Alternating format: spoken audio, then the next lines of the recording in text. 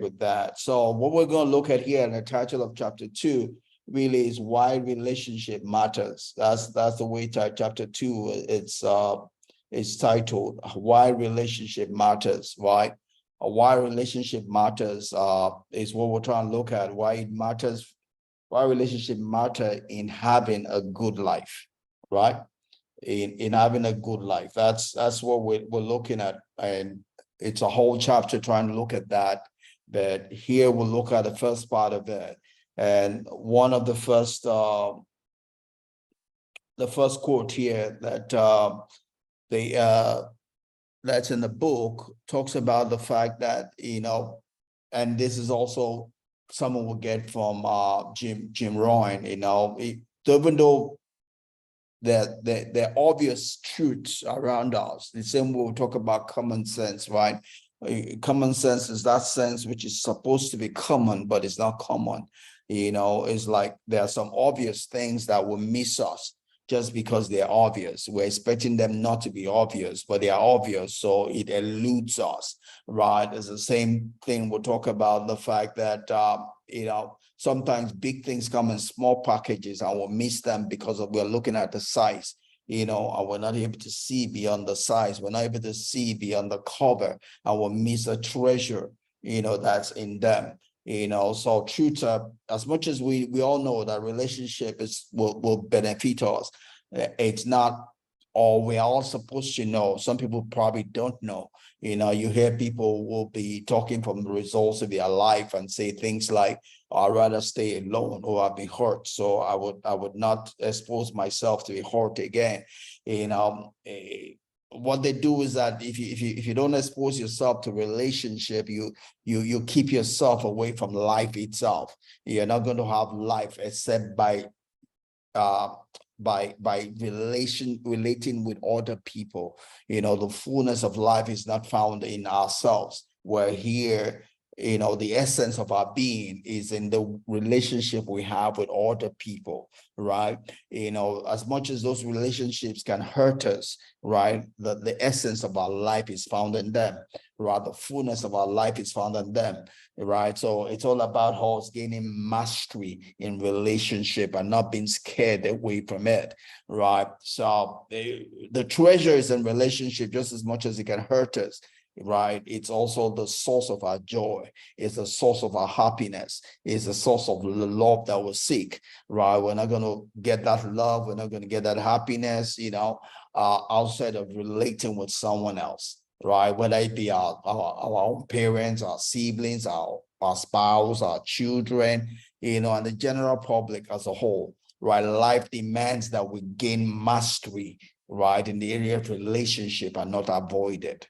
Right. So we're not going to have life outside of relationship, and as part of the study, someone, one of the participants was asked the question at the age of 80, as to what was the secret of his aging well, what was behind him being able to age well, have the best of life, even at the age of 80. And this was his answer that he gave. He said, happiness. He says that the reason why he was able to age well at the age of 80 was still well, it was healthy and was happy. He had a good outlook to life, because he said it was due to happiness, it was due to caring. And he says, we watch what you are eating also. So pretty much in the first part of his answer was he lived a happy life, he cared, and also he watched what he was eating. He also said, try to get out and do a little walking exercise. He says that he's talking about the benefit of exercising, right, in helping him to live a good life, right? And lastly, he says you should have friends. It's so good to have friends, right? You're not going to be happy on your own, right? So you need to invest in knowing how to have friends. As much as they are bad friends, they are also good friends, right? You're not going to get the good without meeting the bad, right? Life is positive and negative. You learn the good from the bad, right? And hopefully you can get better in the adventure of having friends and relating well, right? But, so and it's so easy to know the reason why relationship it helps us in the area of happiness and health, because we have good vibes when we have people that we can relate to it. There's a joy, that there's a difference on the inside. There's a coming to life, when we relate with other people, especially when we're gel, when we're at the same frequency, right? When we like the same things, when we can share our own opinion, where people give thoughts to what we have to say, where we see that the advice or the counsel we give to someone is benefiting them, and when someone is also able to give us counsel, direction, that we would have either to not known except for that person said it, and obviously when we don't relate at all, or when we don't relate well, it affects us also, so it's all about, in getting better in the area of relationship and knowing how to relate with people, right? Scientific studies have told us, again and again, that human beings need nutrition, they need exercise, and they need purpose, and we need one another, right? So the way we live a good life is by again, we need good nutrition, we're eating well, right? We need exercise, we need a purpose, we need a reason, and we need each other, right? That's important. We need each other, we need a reason, we need a purpose, we need to exercise, we need to eat well, and that is scientifically proven, right? Positive relationships are essential for our well-being, right? So that's critical, but that's more like a broken record, but what we'll get to do as we go along here, is to dig further into that, even, as we go through this book, go through the sessions, and possibly help answer some of the questions we might have around relationships, right? So relationship provides support, to get us through rough times, right? When we're going through rough times, we need someone, is that popular song, Lean on Me, right? Lean on me, lean on me. Yeah, and tomorrow might be me leaning on you. We need one another. We need a shoulder to bear the weight, when we cannot stand on our own 2 feet.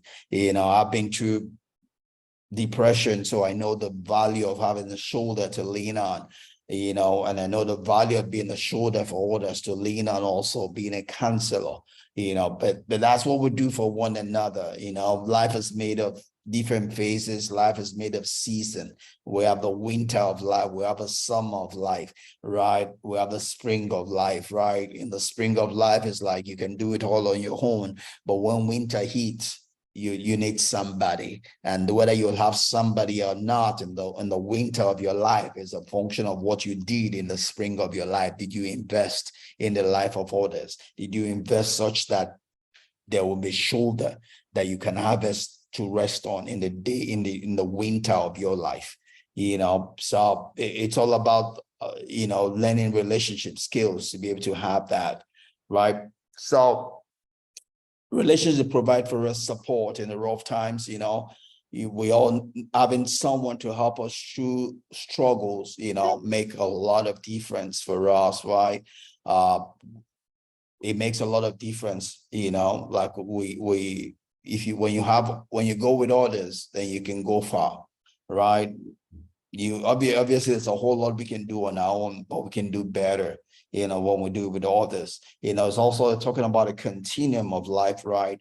We all come very dependent, right? And we're going to the independence, and that independence kind of gets in the head of some people, and you think you don't need other people, right? But there is a higher level you can go to beyond just an independent status, which we call the interdependent status, right? It's a place where you enter into what we call, it's a synergistic relationship, it's what we call the mastermind, right? That's the essence of marriage. People go into marriage for other things than what God created it for, right? It's the God's creation is to increase our potential, is to increase our ability. One will put to flight 10,000, two will put to flight 100,000, right?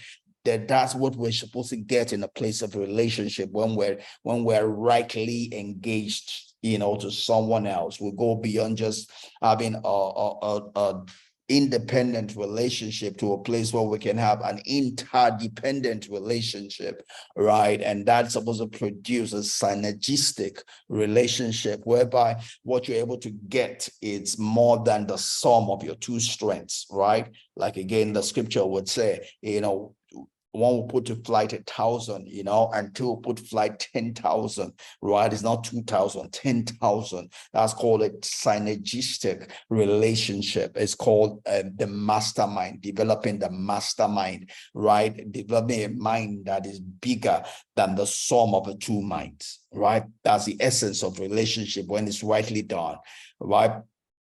So one of the things we look at also is, I jumped something here.